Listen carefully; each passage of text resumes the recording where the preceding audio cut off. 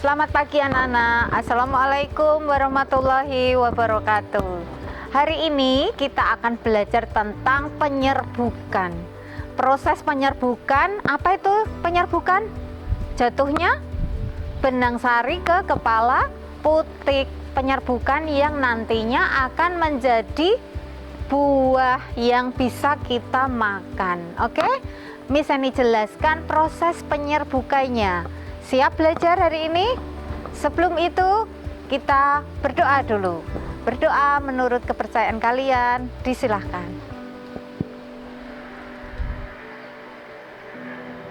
Cukup. Oke? Semangat untuk belajar. Kita generasi milenial anti korupsi.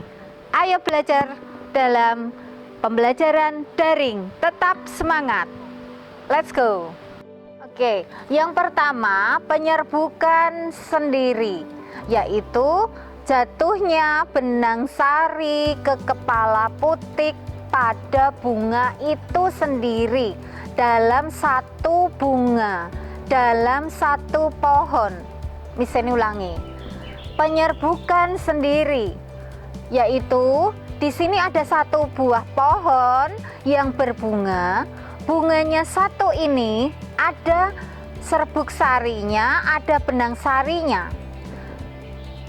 Benang sari jatuh ke kepala putik pada bunga yang sama, di bunga satu itu sendiri, maka disebut penyerbukan sendiri. Oke. Yang kedua, penyerbukan tetangga. Di sini ada banyak bunga sebelah sini dan sebagainya. Serbuk sari ini jatuh di kepala putik bunga tetangganya, bunga di sampingnya.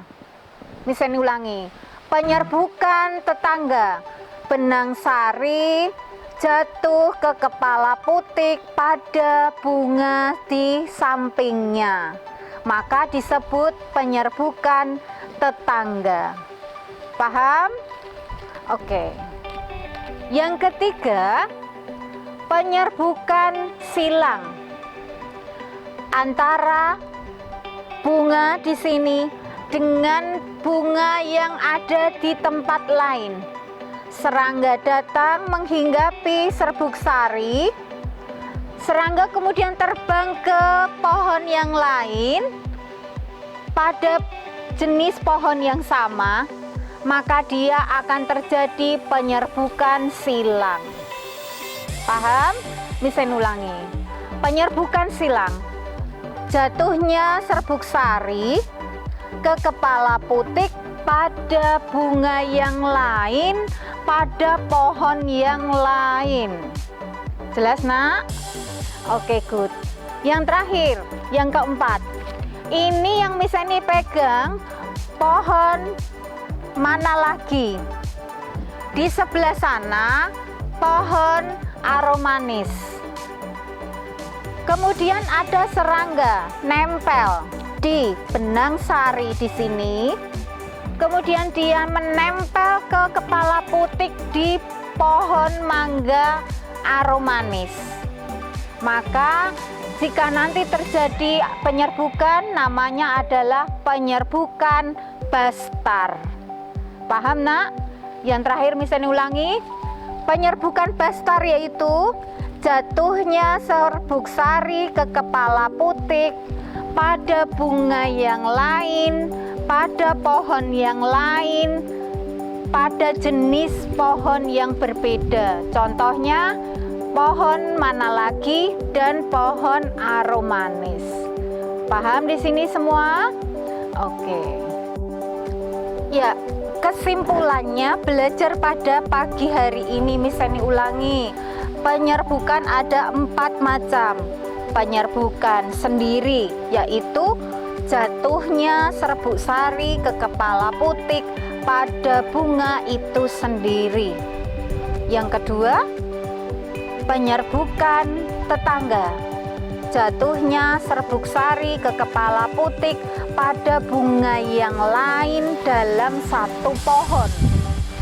Ini ada bunga, ini ada bunga. Serbuk sari ini jatuh ke kepala putik di sini. Ini penyerbukan tetangga. Yang ketiga, penyerbukan silang. Ini ada pohon mana lagi, sini ada pohon mana lagi. Sama-sama berbunga. Pohon ini berbunga, pohon B berbunga, sama-sama mana lagi.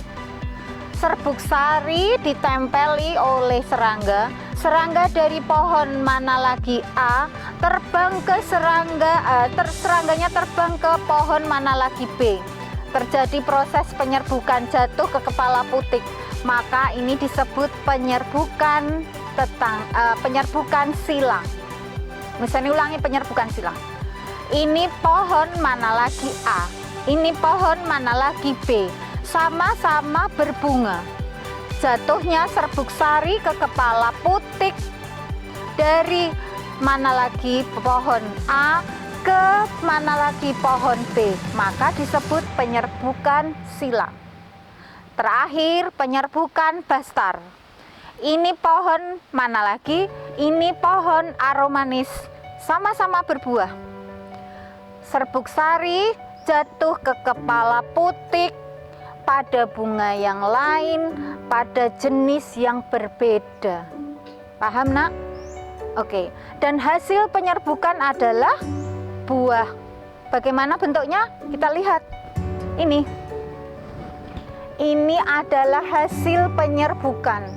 Setelah penyerbukan maka akan terjadi proses rontok. Nah, setelah rontok ini maka akan tumbuhlah bakal buah yang masih kecil-kecil ini. Kemudian menunggu sampai proses hariannya, kemudian nanti tumbuhlah menjadi mangga yang besar yang bisa kita nikmati. Oke, paham sampai di sini? Bagus.